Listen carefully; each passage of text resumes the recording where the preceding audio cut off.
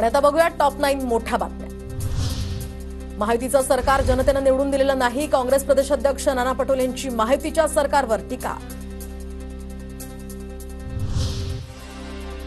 शपथविधी सोहळ्याला उद्धव ठाकरे शरद पवार अनुपस्थित, तर शरद पवारांसह राज ठाकरेंना फडणवीसांचा फोन। शपथविधीसाठी निमंत्रण, मात्र वैयक्तिक कारणास्तव उपस्थित नाही, राज ठाकरेंची माहिती।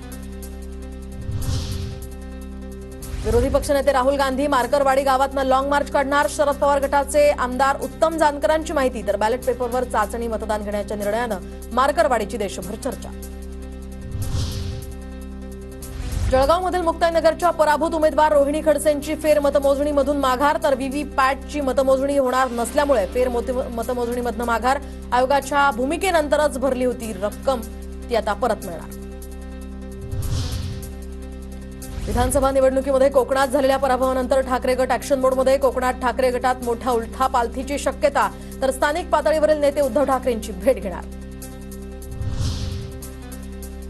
चंद्रपुरातील राजुरा विधानसभेचे काँग्रेसचे उमेदवार सुभाष धोटे यांचा फेरमतमोजणीसाठी अर्ज, तर प्रशासनाकडून 45 दिवसात फेरमतमोजणी। सुभाष धोटे यांनी आयोगाला 2,50,000 शुल्क भरले।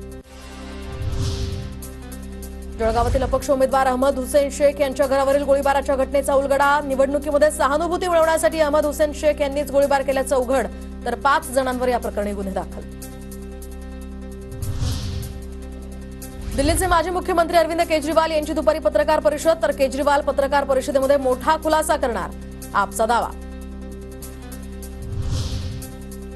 सूक्ष्म लघु आणि मध्यम उद्योगांना बँकांकडून निधी मिळवताना अनेक समस्या, लघु उद्योगांसाठी पर्यायी वित्तपुरवठा प्रारूपचा आता विचार करू, केंद्रीय उद्योग मंत्री पियुष गोयल यांची प्रतिक्रिया।